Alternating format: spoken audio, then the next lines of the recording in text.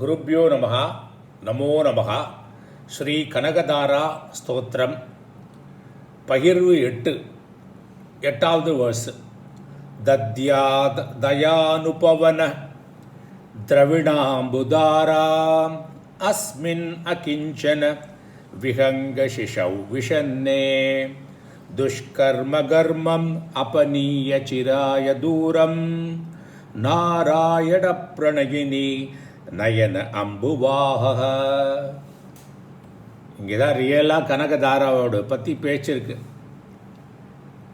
உங்களுடைய கண் என்ற மேகம் இருக்கு இல்லையா, அந்த தயையுடையது. அந்த மேகம் செல்வத்தை பொழியட்டும் அப்படிங்கிறது இதெல்லாம் சொல்கிறார்.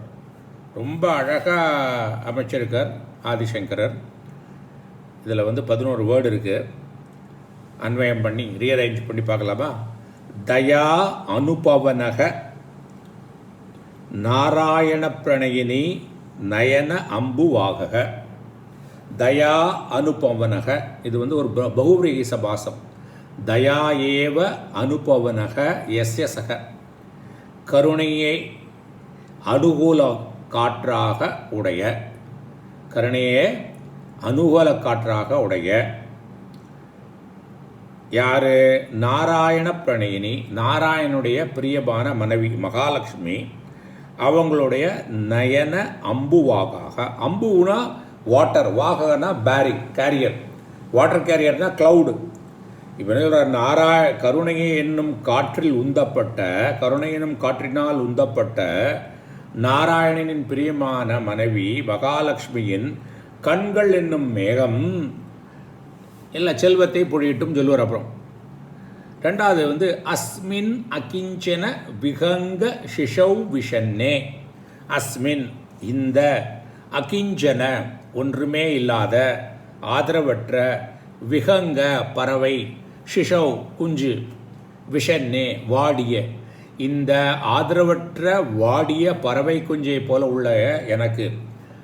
இங்கே ஆதிசங்கரர் அந்த வீட்டில் உள்ள கஷ்டத்தை பார்த்து அந்த அம்மாவோட கஷ்டம் சொல்லாமல் இது எங்களோட கஷ்டங்கிற அப்படியே அவரே யோசிக்கிறார். தானே கஷ்டத்தில் இருக்கிற மாதிரி நினைக்கிறார் அவர்.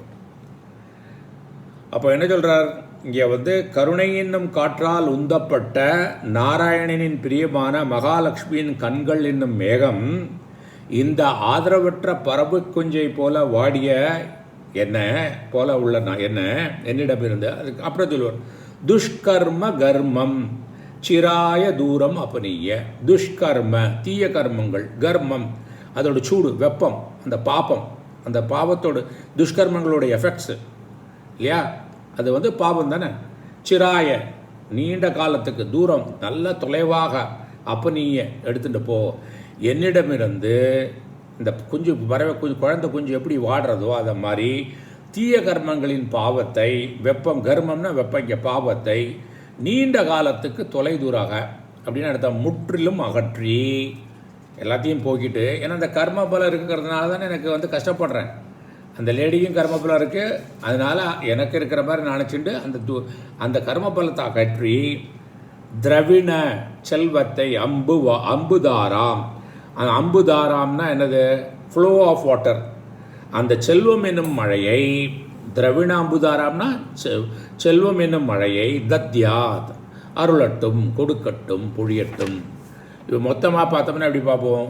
கருணை என்னும் காற்றால் உந்தப்பட்ட நாராயணனின் பிரியமான மகாலட்சுமியின் கண்கள் என்னும் மேகம் இந்த ஆதரவற்ற வாடிய பறவை குஞ்சை போல உள்ள என்னிடமிருந்து தீய கர்மங்களின் வெப்பத்தை, தீய கர்மங்களின் பாவத்தை நீண்ட காலத்துக்கு தூரமாக, மீன்ஸ் முற்றிலும் அகற்றி செல்வம் என்னும் மழையை பொழியட்டும், கொடுக்கட்டும், அருளட்டும், அளிக்கட்டும் எல்லாம்.